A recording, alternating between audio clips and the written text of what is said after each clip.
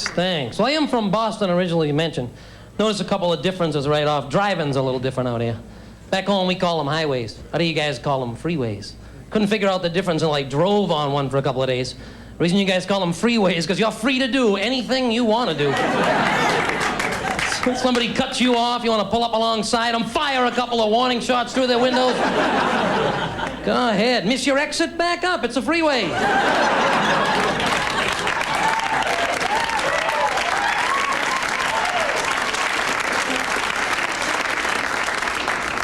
And I live out here now. When I moved here, I rented one of those U-Haul trucks and I drove across the United States. And if you've done this, you know, when you get to the California state line, they stop you and search you.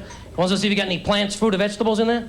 Because I wonder if you bring any strange insects into the state, like they can't fly in on their own power. Yeah, they're in our truck.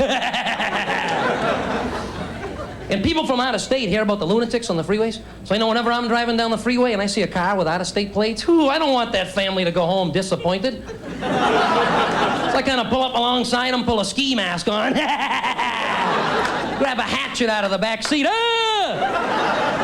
It gives them something to talk about when they get home. And good Samaritans. You don't see good Samaritans in California. If you're broke down late at night, no one's gonna stop and help you. I was coming up to 405 a couple weeks ago. It was like 3 in the morning. I saw this guy in the breakdown lane, had his trunk up, flashes on. I thought, I should stop and help the poor guy. So I pulled over, I walked up to his car, and I said, can I help you? And he said, yeah, you grab his head, I'll take his feet. I count 3, we'll throw him in the bushes over there.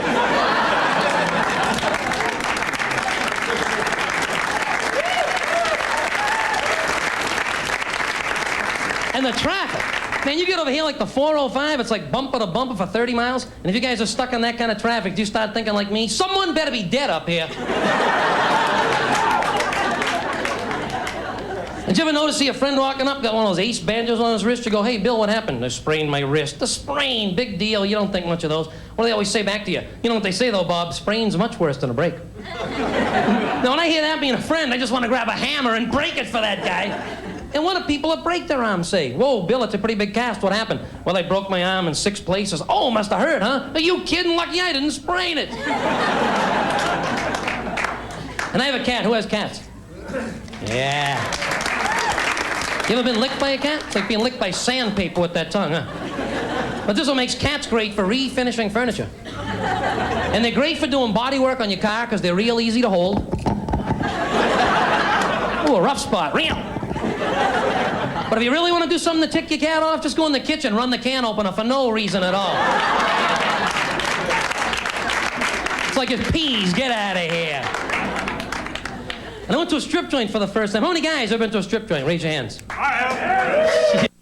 Look at all the women going, don't you raise your hand. But I was getting a table dance. And a table dance, when you sit at the table and the girl was dancing right there. And she leaned into me and she said, you know, for $25 there's a place in the club, I'll take you, I'll let you put your hand anywhere. Oh, man, went in the corner, poked her in the eye.